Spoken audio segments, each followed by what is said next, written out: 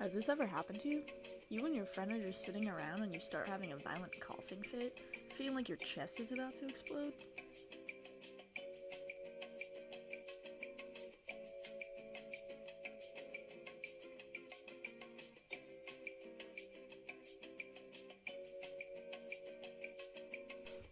So your friend starts doing chest compressions, but then your friend realizes chest compressions won't work since you're still breathing. Then she gets frustrated that the compressions aren't working, so she starts hitting you with a book. You haven't? Good, because we haven't either. But many people worldwide have experienced the lung disease symptoms that I had. Granted to a lesser degree with less drama. These symptoms are not uncommon in the US. The major medical conditions responsible for these lung diseases are chronic obstructive pulmonary disease, or COPD, and asthma. In 2017, more than 16 million Americans were recorded to have COPD, and more than 26 million Americans were recorded to have asthma. The number is continuously growing as year progresses. Now, let's take a deeper look into each condition, starting with COPD. If you have been subjected to large amounts of air pollutants, fumes, chemicals, or toxins such as ammonia, asbestos, or carbon monoxide, your risk of COPD is greatly increased. COPD is characterized by progressive dyspnea, difficult or labored breathing. Hypoxemia, low level of oxygen in the blood.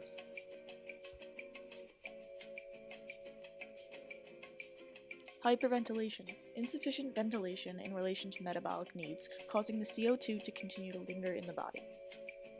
Respiratory acidosis. Lungs cannot remove enough carbon dioxide, thus causing pH of blood and other bodily fluid to become too acidic. There are many types of disease that is categorized under COPD.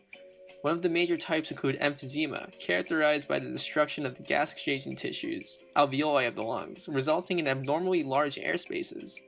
This could result in abnormally large alveoli, reduced ventilation and gas exchange, loss of lung elasticity, causing the bronchioles open during inspiration but collapse during expiration, trapping huge volumes of air in the alveoli referred to as hyperinflation, and pulmonary fatigue from using accessory respiratory muscles.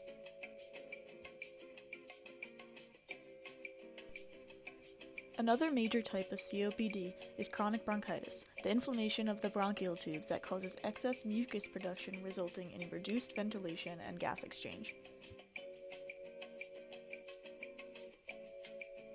Treatments for COPD may include bronchodilator, steroids, mucolytic, protein oxygen therapy, vaccine, or surgery.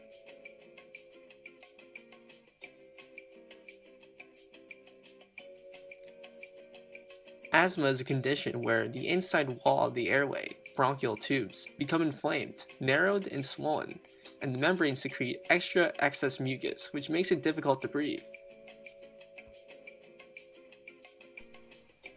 Asthma is characterized by acute episodes followed by symptom-free periods. Once the condition is triggered, it creates an asthma attack, the sudden tightening of the airways. This tightening of airway is caused by bronchospasm, tightening of the band of muscle surrounding the airway, which makes breathing difficult due to the blockage and narrowing of the airway. Air is trapped inside the lung during the process of asthma attack, which leads to coughing, wheezing, dyspnea, shortness of breath, and chest tightness. The cause of asthma has been hard to pin down. The most common cause is the allergic reaction from airborne particles present on the surface of the trachea. Particles may lead to hypersensitive reaction, causing inflammation of the airway wall. Inflammation is an immune response controlled by a subset of T lymphocytes that stimulate the production of IgE antibodies and recruit inflammatory cells to the site.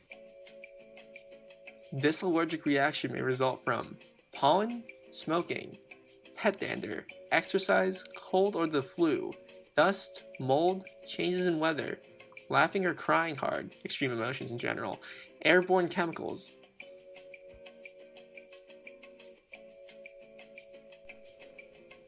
Symptoms can be controlled by control medicines such as corticosteroids, biologic medicines, leukotriene modifiers, mast cell stabilizers, or inhaled long-acting beta-2 agonists. Symptoms can also be controlled by fast-acting short-term relief medications such as inhaled short-acting beta-2 agonists, oral and intravenous corticosteroids, and short-acting anticholinergics.